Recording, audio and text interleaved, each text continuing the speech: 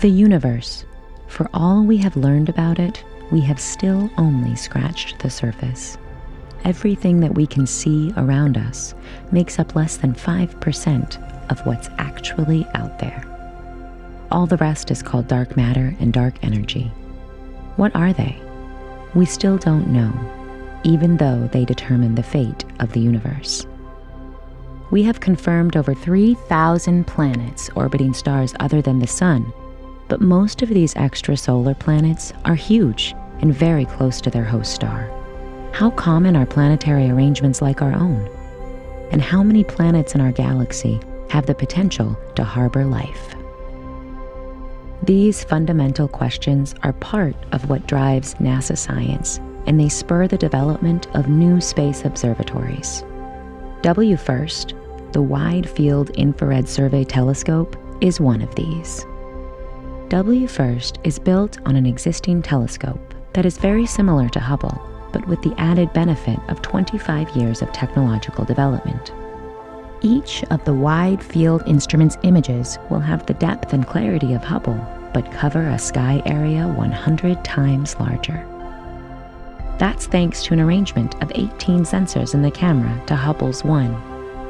Viewing the sky in infrared wavelengths allows astronomers to see relatively cool objects like interstellar gas, dust, and exoplanets, as well as stars.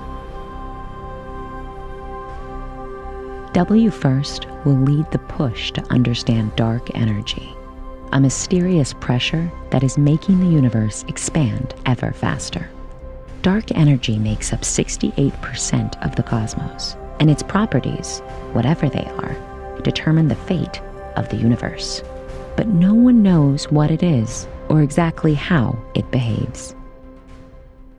Another mysterious component of the universe WFIRST will study is dark matter. Dark matter accounts for 27% of the cosmos, 5 times as much as the matter we can see, but has remained invisible to us. We can detect it by seeing how its gravity warps light from distant galaxies, a process called gravitational lensing.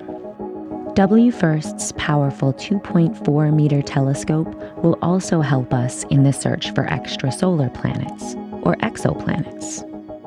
Using the same gravitational lensing principles, WFIRST will watch for so-called gravitational microlensing events, a unique light signature caused when a planet and its host star pass in front of a background star. This technique extends planet detection capabilities to smaller and more distant worlds than other methods, so it can catch ones that have eluded us before. WFIRST's enormous field of view will allow scientists to watch huge portions of the Milky Way for these microlensing events. As a result, they will be able to complete the census of exoplanets begun by Kepler. To deepen its study of exoplanets, WFIRST will also be outfitted with a beyond state-of-the-art coronagraph. The coronagraph works by masking starlight to reveal the faint light reflected by any potential planets. WFIRST coronagraph will directly image and analyze Neptune-sized planets in orbits slightly greater than Earth's. Existing coronagraphs can only image larger planets that are much more distant from their host stars, so this new capability represents a dramatic improvement.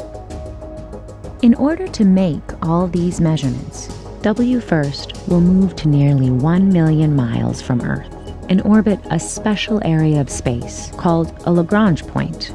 This particular point, called Earth-Sun L2, is one of several locations where the combined gravitational effects of the Sun and Earth create a zone of stability where spacecraft can pace Earth as it orbits. WFIRST will be a way to answer many of the biggest questions about the universe. Questions like, how does the universe work? And are we alone? Its wide field view and coronagraph will complement missions like the James Webb Space Telescope and the Transiting Exoplanet Survey Satellite, TESS.